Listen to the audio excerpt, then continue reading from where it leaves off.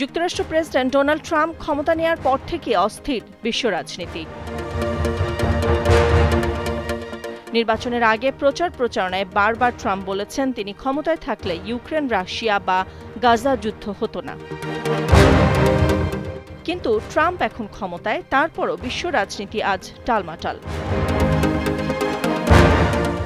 মার্কিন গণমাধ্যম ABC news এক প্রতিবেদনে জানিয়েছে, এবার ইউক্রেনের বিরল খনিজ সম্পদের দিকে নজর ট্রাম্পের, আর তা বাস্তবায়নে সেসব স্থানে নিরাপত্তায় মার্কিন সেনা মোতায়েনের পরিকল্পনা করছেন ডোনাল্ড ট্রাম্প।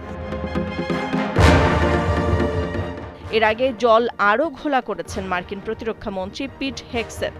ইউরোপে দেওয়া এক বক্তব্যে তিনি বলেছেন, যুক্তরাষ্ট্রের প্রেসিডেন্ট ডোনাল্ড ট্রাম্পের মধ্যস্থতায় রাশিয়ার সঙ্গে কোনো শান্তি চুক্তিতে যেতে বড় ছাড় দিতে হবে ইউক্রেনকে।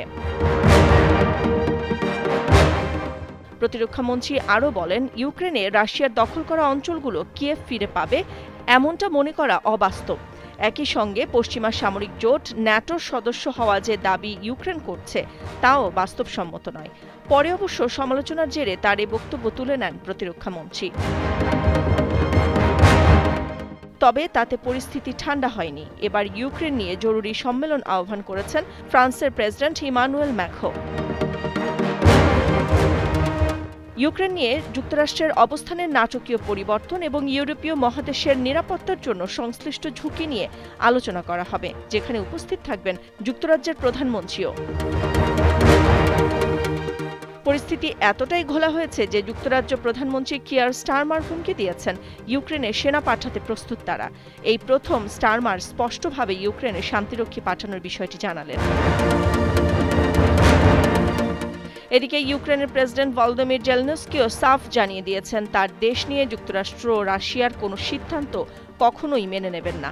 এমনকি ইউক্রেন নিয়ে দুই পরাশক্তি রাশিয়া ও যুক্তরাষ্ট্রের মধ্যে যে কোনো চুক্তিও প্রত্যাখ্যান করার প্রতিশ্রুতি দিয়েছেন তিনি।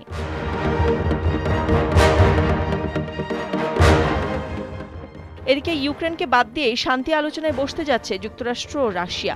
৩ বছর ধরে চলা রাশিয়া ইউক্রেন যুদ্ধ অবসানে যুক্তরাষ্ট্র ও রাশিয়ার কর্মকর্তারা। এই আলোচনার মূল উদ্দেশ্য চলমান ইউক্রেন যুদ্ধের অবসান ঘটানো। তবে এই শান্তি আলোচনায় আমন্ত্রণ জানানো হয়নি ইউক্রেনকে।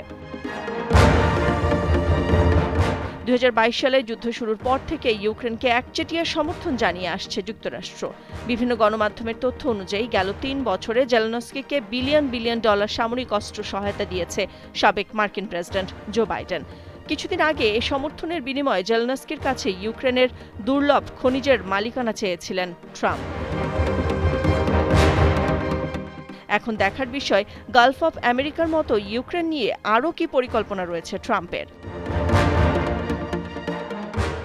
নাদিরা জাহান, দীপ্ত বার্তা কক্ষ।